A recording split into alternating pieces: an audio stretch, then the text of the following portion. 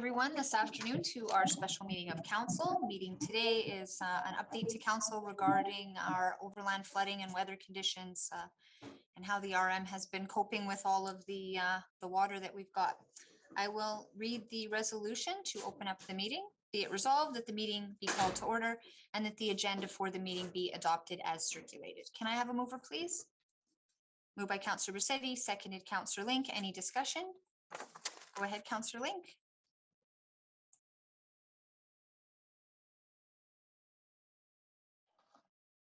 Of course, I'll be voting to adopt the agendas as they appear on the RM website for the public and on AllNet for council. This does not mean I approve of any additions to agenda items following the end of the meeting. Thank you. Mr. CEO, go ahead. Madam Mayor, I just want to say we are not adding anything at the end of the meeting, nor have we been. Councillor Link. Well, you might check out the agenda for July 8th in 2021. For one example, thank you.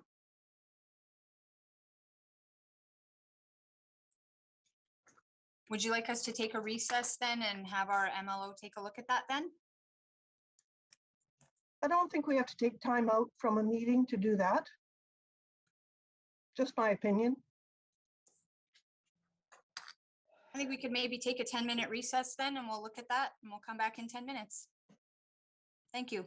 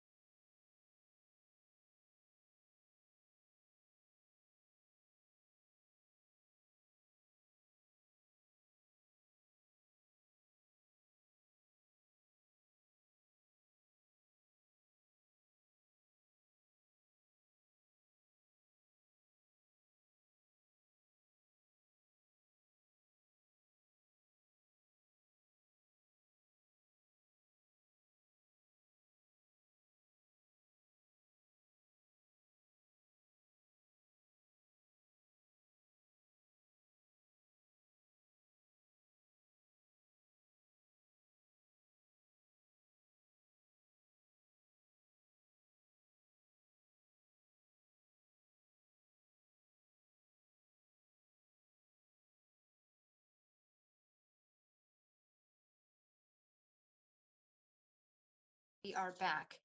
So we had pulled up the minutes of July 8th, 2021. But we have to be consistent and follow our procedural bylaw. So I will read our procedural bylaw, section 10.6.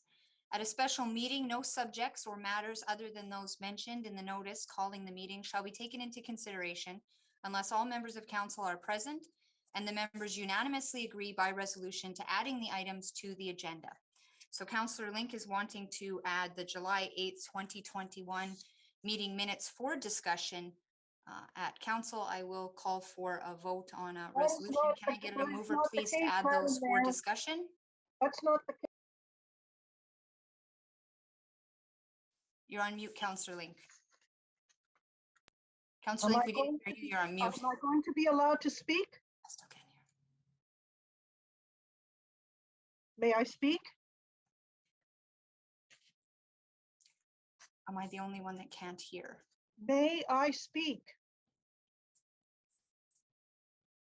I think the mayor has no sound. So do you want Counselor? I can hear you, Counselor Link. Sorry, I can't I hear can at hear all. it. I can hear it too. So Okay. I Can you asked, hear me, Counselor Bichetti? yes, I can.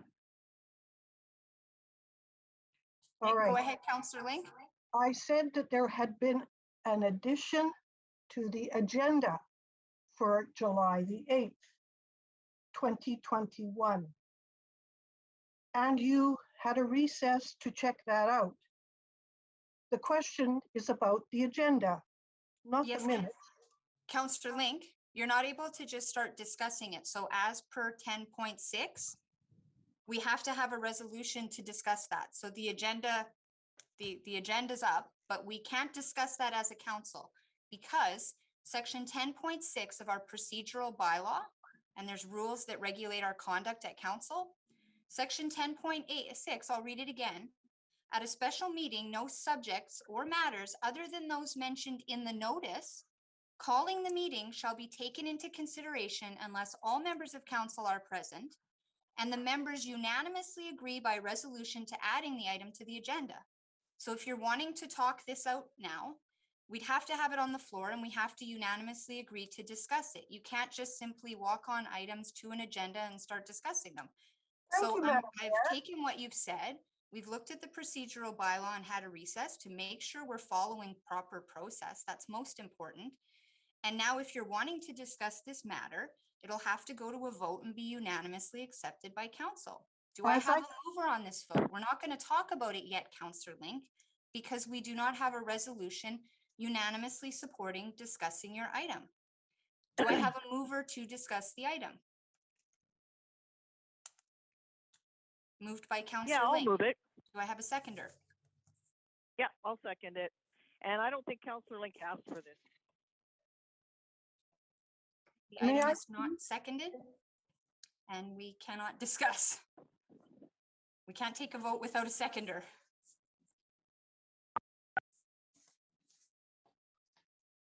Okay, thank you, and we will move on. I have a mover and a seconder to approve the agenda as presented, and I will call for the vote. All those in favor? Sorry, are you guys able to hear me okay? So we're voting on accepting the agenda as presented. Councillor Link's item, we only had a mover and no seconder. We can't vote on it. As Councillor presented. Link? Sorry. Do we have a mover and a seconder for calling the meeting to order? I cannot follow what is going on here. So I you would like- requested to add an item to the agenda and we couldn't get a seconder on that. So we can't vote on that item. I don't have a seconder on it, so we can't put it on the floor and we can't vote on it. I had a mover and a seconder to adopt the agenda as presented. That's when you made the comment that, you know, we don't tamper with, that staff not tamper with the agenda. I would And so like we to took a make that recess to comment explore again. whether we could consider your comments, and we can't. We do not have a resolution for it. So we need to proceed. We've got a mover and a seconder on adopting the agenda for this afternoon. And I will call for the question. All those in favor of adopting the agenda?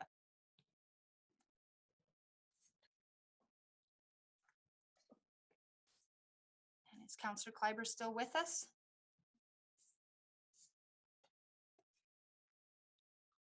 All those opposed?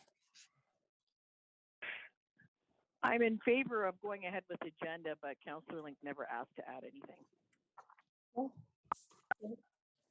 When That you is start correct. discussing things at a meeting that aren't on the agenda, then we have to go back into our procedural bylaw and make sure that we follow it. So Counselor Link didn't ask to have anything on the agenda. She just brought that forward. And so we need to make sure that we're following proper process as per our procedural bylaw. And that's what we did. All right, today we have as delegation Ken Azaransky, our Municipal Emergency Coordinator, talking about overland flooding. But before we speak to Mr. Azaransky, I'm going to turn it over to our CAO as well to update council on the situation in West St. Paul. Hi, Council. I'm just going to run through a few slides here, and then we're going to have our Municipal Emergency Coordinator, Ken Azaransky, summarize these slides that I'm showing you and summarizing where we are to date. So Lainey, can we get the data on the screen? So this is generally from the province. I'll just go through. We have a water operations update.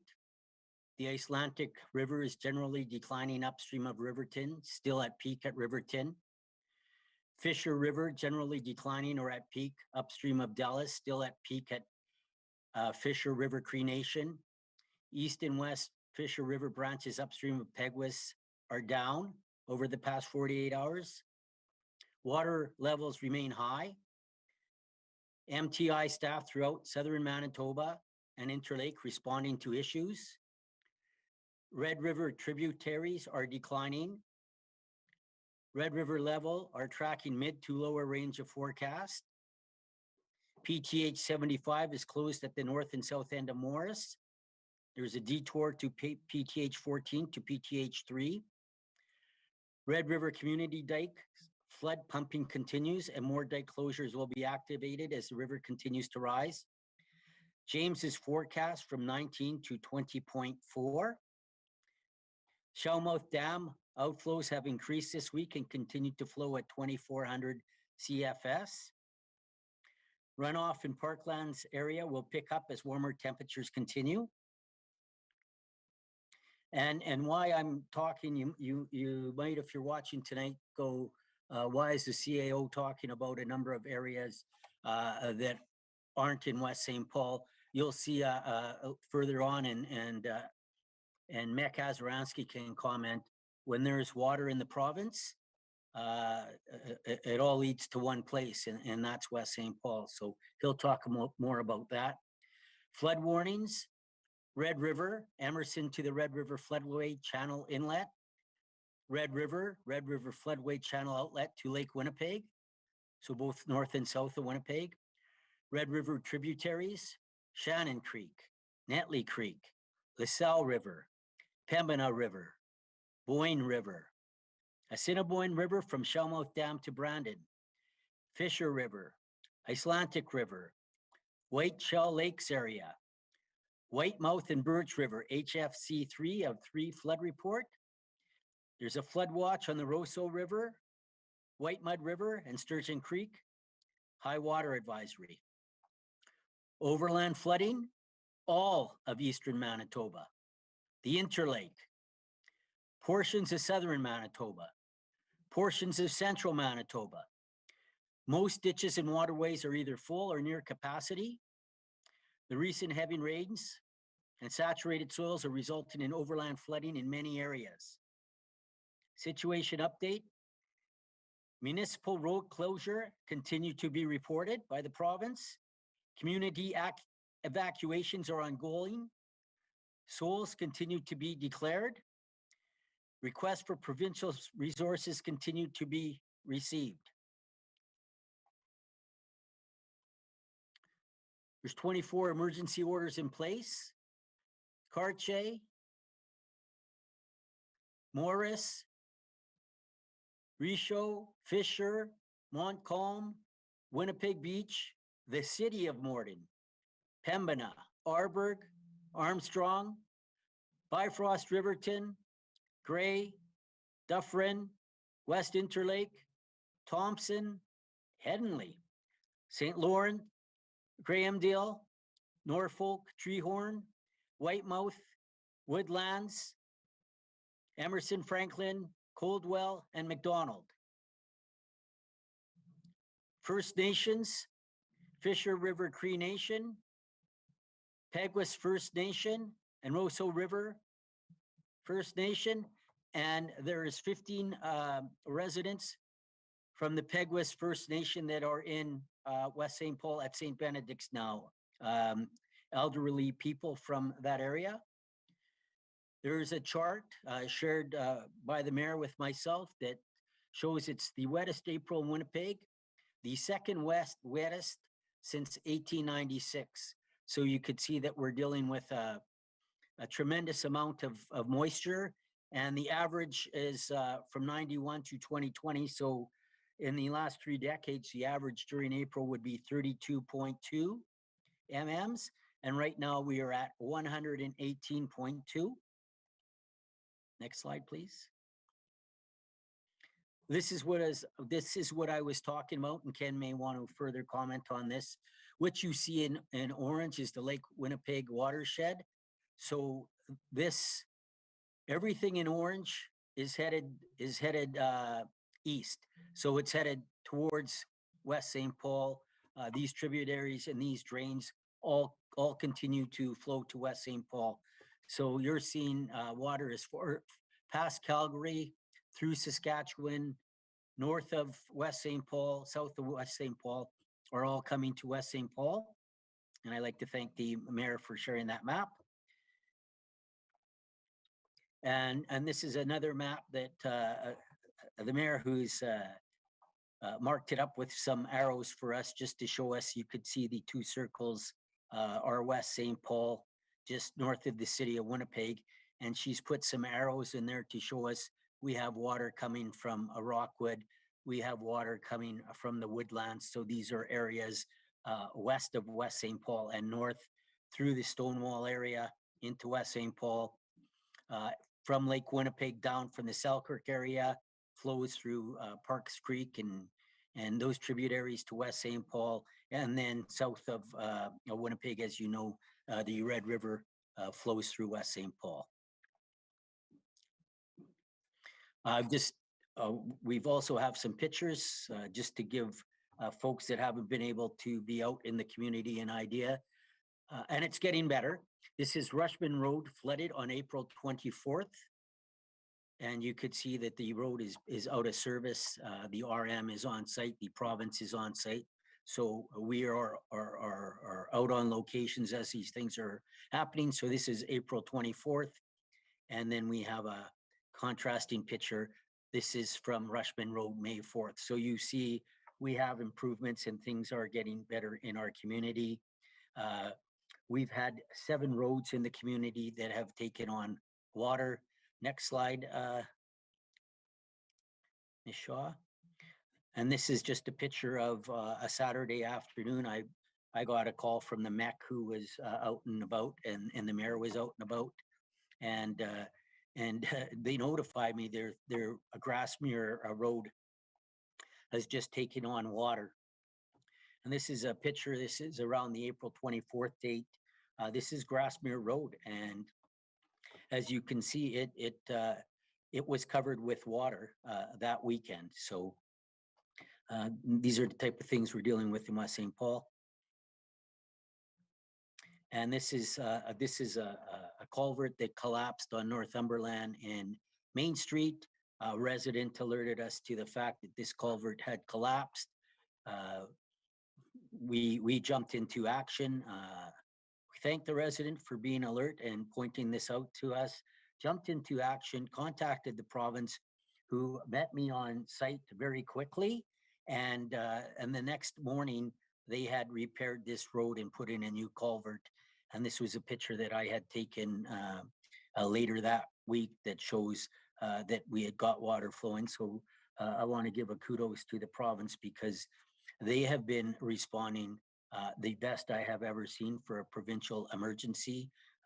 This round, We've dealt with overland water and flooding before, and I'm very appreciative to how the province has been responding. So just a kudos to them for that action there. And I believe we have 2 more slides, and then I'll hand it over to Mr. Azaransky. And this is just down Northumberland. You can see we have 2 large culverts, and you really have to be on site to appreciate this, that the amount of water that's rushing through there at the time. I was standing there, and you can't hear anything. It's just rushing through these culverts.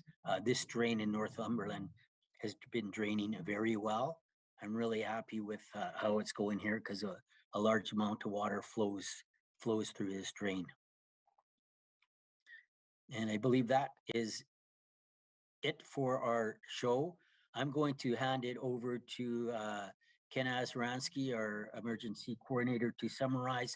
And just before I do that, I want to acknowledge the response that we're getting from Ken on this emergency setting that we're getting into. He's been very responsive. He's been out on site basically 24/7 on alert, and he can tell you where we're headed, how prepared we are, and what could potentially take place in the future.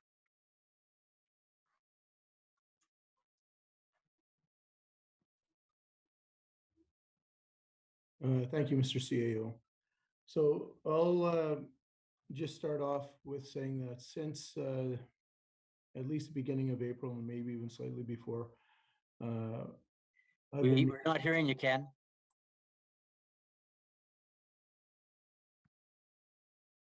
Can you hear me now? Can anyone? Yeah, I'm unmuted. How about now, Brent? So just as I was starting off there, since late March, beginning of April, I've been meeting with municipal council staff regularly, communicating collectively as a team, bringing our broad area of expertise together, communicating on the best approaches to dealing with the situation that we faced. We had an extremely large load of snow over the course of the winter, and you know, we were right on the brink of records as far as the most ever, as we are in the spring when we face April and precipitation that we've encountered, which is roughly 6 times more than would occur in a regular year. These are significant events, not only the snow load and what we had to shed from on top as far as frozen precipitation, but the mixture of rain and the volumes of rain that we got over and above what can be considered unprecedented weather conditions in both fronts, both as the snow load and the rain. So without the team of people that we have within the municipality, our response to these types of circumstances wouldn't be positive unless you have a team working in the same direction. So I commend the municipality and those that work with me for a job well done up to this time, and what I foresee is ongoing. The municipality and group that's working with me are exercising a critical balanced approach, continuously assessing and reassessing the situation as it evolves. Obviously, we respect the forecast provided to us by the province and the projections relative to the river cresting, but we're not just doing that passively. We're also assessing the current conditions within the municipality and evaluating the neighboring regions as they influence our status here in West St. Paul. The maps that were shared in the presentation by the CAO show you the vastness of the watershed that leads to Lake Winnipeg, and the large area that has to funnel through some tributaries that include Parks Creek, Grassmere Creek, and the City of Winnipeg Protection Basin. So through those specific tributaries, there is a great deal of water and high volume of it that passes directly through West St. Paul. Now, again, you know, commending the work of the municipality and all the staff since the beginning of this this situation and being able to forecast and prepare for it, which I feel was tremendous. And I've mentioned it before in previous documents, the state of readiness of West St. Paul, and I believe that we are in the ultimate state of readiness for our condition, for our residents and citizens. We're prepared to face these types of emergencies. Obviously, there are conditions that are unprecedented and unexpected that we have to adapt to. But as far as being prepared for what we're facing, we definitely were. In response, municipal staff responded when the situation began to become complicated and worrisome, ensuring our infrastructure was functioning as expected, and continue to monitor as we work through this. So we're faced with certain limitations as far as the amount of water that we can flow through the municipality, the amount of water that the river is willing to accept when it's at a high level. But the infrastructure that we have has worked properly. Where we have encountered some hiccups, those have been quickly resolved and responded to very quickly. And those circumstances are a reality anywhere.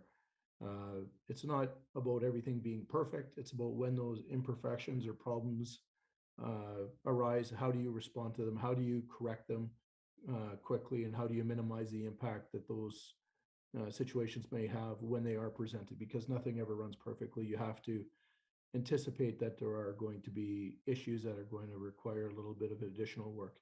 And the professionalism of the staff that respond to those types of emergencies has to be commended, because those emergencies or situations we did have were quickly and effectively dealt with and allowed for the system to continue to function as designed. As with any event of this magnitude, continuously taking stock of our conditions and seeking ways to improve the conditions within the municipality are something that we're working at. And as things continue to progress, there will be a time when this is over and we'll take stock of all that's been done and, look back at lessons learned and things that can be improved upon, or ways to help out all citizens of our community and improve the provincial infrastructure, which we're clearly part of and near the end when it comes to dumping water into the largest tributary, which is of course the Red River.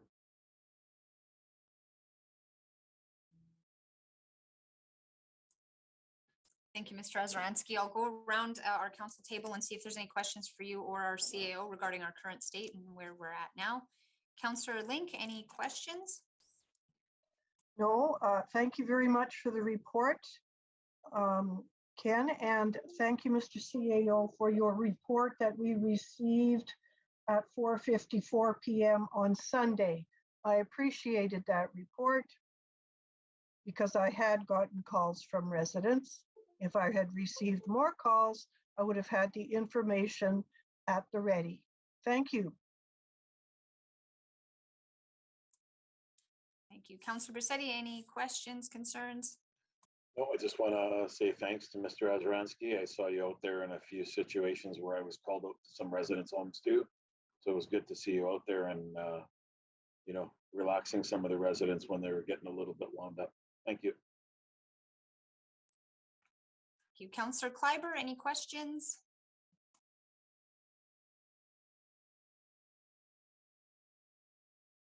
Hi, Mr. Ozeransky. Thanks for all that you're doing, and I want to thank our staff and our CAO and the mayor for driving around and being on top of it. I think it's very appreciated by the community.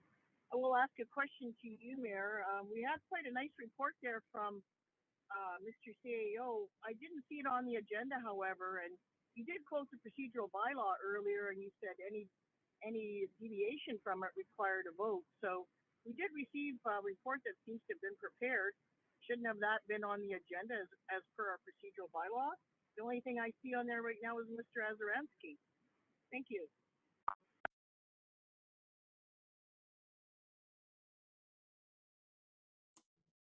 Thank you, Councillor Kleiber. We have Ken Azaransky, Municipal Emergency Coordinator - Overland Flooding Update. So an overland flooding update was provided by both our CAO and Mr. Azaransky. So our delegation is here, and then our CAO is always able to be commenting as well. So the topic today was overland flooding, and we haven't deviated from that topic. As per Councillor Link's request, the CAO's report will not be added after the fact to the agenda. It was a walk-on and was presented to council today. That will not be added. Councillor Prague, any questions for Mr. Azaransky or our CAO? You just finished saying that any walk-ons have to be approved by council. So why didn't we just add his report and approve it at the beginning? He's a speaker. So I'm looking at our topic He's for part of the discussion delegation. today, and our topic is Ken Azaransky, Municipal Emergency Coordinator - Overland Flooding Update. So council was provided that's an the only person overland that should have flooding been- update. Both of those topics are on the agenda today. Yeah, right. And so Ken Azaransky should have been the only speaker. But thank you for the clarification. You're welcome. Apologize, Councillor Prague, for the interruption. Any questions for our MAC or CAO from you? Thank you, Mr. Azaransky, for your report, and I've known you for a while, and you're a very dedicated individual. And I'd like to thank the staff, the public works staff, the mayor, the CEO for going around. There were a lot of phone calls from all over because people were not answering their phones when these calls were made from other parts of the municipality. And one thing I went out, and there's something I noticed, and it's not a knock on our PW, because when this water is flowing in these drains, debris get clogged up in these things stinging the water, and is preventing the water from flowing. So all I'm asking, if these could be checked periodically to make sure the flow is going. But there's a lot of complaints that debris are in these things, and I went firsthand on McPhillips and saw the debris, like the individual pulled it out from the thing and it jams it up. The water is still flowing, but not at a fast pace. So that's the only thing, if that can be looked at. And thanks again to our dedicated PW staff for the good work, and the mayor and the CEO. Thank you. Thanks, Councillor Prague. Mr. CAO or to Mr. Azaransky, any comments on that about, I know we've got them still circulating around, the PW guys checking all of the culverts and pulling debris. Just a confirmation maybe to you, Mr. CAO, that the guys are still routinely checking all of the culverts?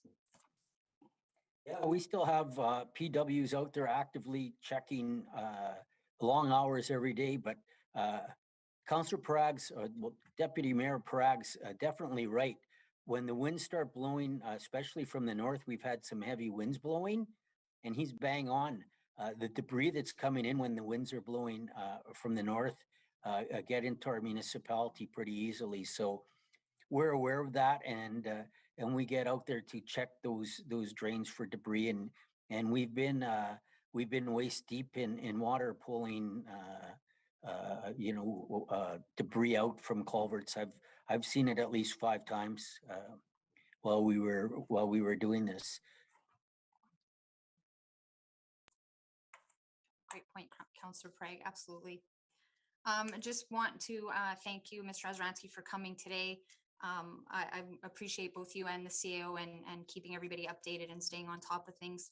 I'm extremely proud of all of our staff. Our Public Works Department began much earlier this year, and I think they've saved a lot of residents from some overland flooding from the ditches, because those ditches were cleared of snow over a week to 2 weeks earlier than we would typically. We've had contractors haul snow out of areas where there was massive piles and accumulation to make it easier. So we've been really proactive. Our public works staff has been working overtime since February. And I know we're all familiar with the weather conditions, but this is crazy. And we've come off of COVID and we get hit with a storm, Remembrance Day of November. and we've still got snow on the ground, and we're still dealing with storms. And we've had 3 Colorado lows in 1 month, and our staff has not had a break. They've been working steady. And you can see them standing in the culverts, steaming. So to the Public Works foreman, Cam, for Simpson, for being out there with the steamer. Residents are saying, my culvert is plugged up. Somebody needs to get out here. Some of the culverts were plugged because of our weather conditions that we were dealing with. So they steam them during the day and they freeze up again at night. The other situation was they're not frozen in some cases, and the sheer volume of water coming from Rockwood, from Stony Mountain, from all the way up as far as Argyle, and we saw those maps, that you're taking such a huge volume of water to go through a tiny little culvert. And so it's absolutely backing up. So we've had our guys on the ground for months. I'm just extremely proud. That's time away from their families, and it's their job, but it's above and beyond when we're coming off of the winter that we've come off and to have the spring now. So extremely proud. A big thanks to our CAO, to Ken, to our Director of Infrastructure, to our Public Works Manager. Everybody's been on the ground. This is not an administration that stays and waits for Public Works to do the work. This is a mech that's driving around all weekend checking on the situation, liaison with the fire department, liaison with the CAO. So really proud of that, a CAO that's taking pictures in the ditches to keep everybody informed and sending council notices on weekends so that we can share. I looked back because I know I'm obviously very active on social media to keep our residents informed. I think I've had 28, close to 30 Facebook posts since April 20th, just to be keeping everybody informed, because I think when our residents know what's going on, they're less concerned that yet we're monitoring all of these drains. We're aware that the water's rising up in your yard from the ditch, and this is the situation that we have now. So having everybody drive around and relay that information gets it out to our residents that much quicker. So I'm really grateful for that. To a lot of our residents that have been contacting, especially Corona area where the water was coming in over the street and some of that flooding, I just, I feel for them. There's nothing that we can do. There's simply nowhere we can pump the water. It's fields and fields and fields of flooded water.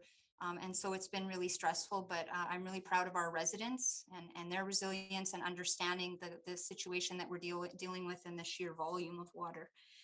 I am also pleased, as the CEO mentioned, about the coordination of resources. The province has done really well in responding to infrastructure that's theirs.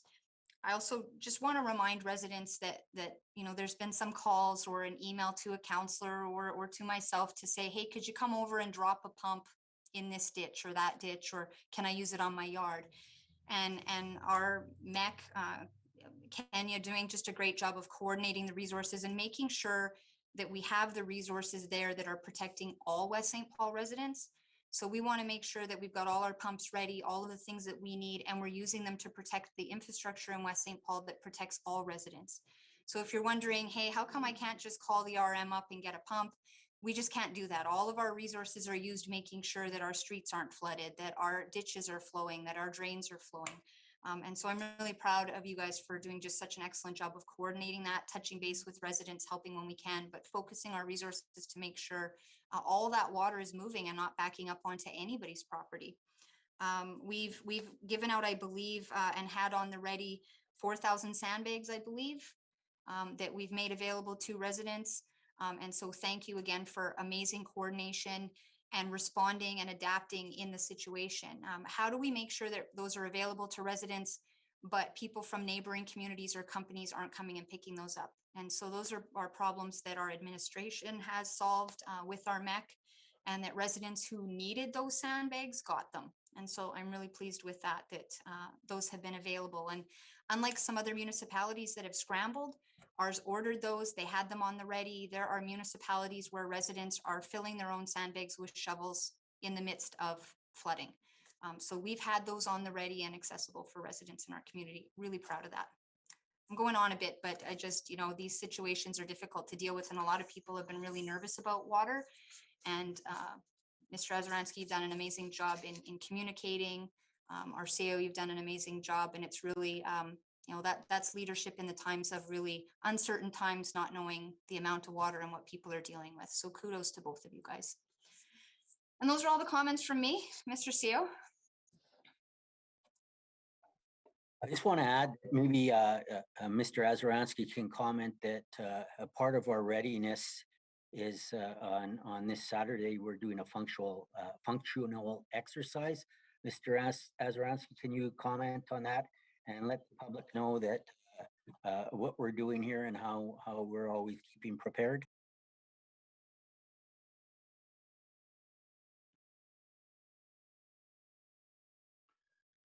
Yeah, as you said, this weekend we're doing a functional exercise, which is in essence an exercise in determining our emergency preparedness as much as it is a test of the systems that we have in place. It's also an opportunity to learn, adapt, hone, and streamline the way that we can respond to emergencies within the community. It is in depth. There are an awful lot of resources put in place and a municipal administration brought together to conduct this exercise, and it's done to replicate a very realistic emergency that could impact our community. It is it's obviously staged in a simulation, but it isn't communicated to any of the staff members when we arrive at the event to conduct a training. It's blind to all of us that are going to be coordinating and working through it. But it is an appropriate exercise. It is in depth, but it's definitely something that shows a commitment by the municipality to stay emergency prepared, to have the resources checked and double checked to ensure that they are functioning effectively. And this exercise is an opportunity for the mayor and council to see firsthand how a emergency operations center would function and the steps required to respond to an emergency. And from an educational standpoint, that's very important because it provides them the insight when it comes to making decisions that elected officials have to relative to preparedness and funding and recognizing the needs that are required to protect a community in a variety of different circumstances. So it's an excellent opportunity. It's something that is mandated by the province to be done periodically. Some of those testing procedures have been granted sort of a moratorium or a little hiatus due to the fact that we were going through the COVID emergency.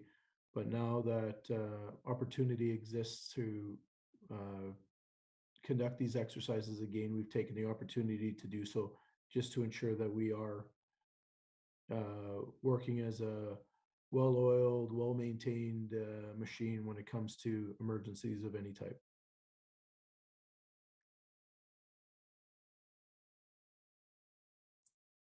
I'm looking forward to that on Saturday. I think that's going to be great. Thank you for the update. Well, with that, we've had an update on the overland flooding, and I'm sure we'll be updated in the future. There's lots more water coming, and we appreciate you coming to council and updating. Thank you both. And I will read the resolution to adjourn the meeting for this afternoon. Be it resolved that this meeting of council be adjourned. Can I have a mover, please? Moved by Councillor Bisetti, seconded Councillor Link. Any discussion? Hearing and seeing none, I will call for the question. All those in favor? Opposed? And I think we've lost Councillor Kleiber. That is carried. We'll just make note that Councillor Kleiber has left the meeting. That's carried. All right. Enjoy your afternoon, everyone. Thank you so much.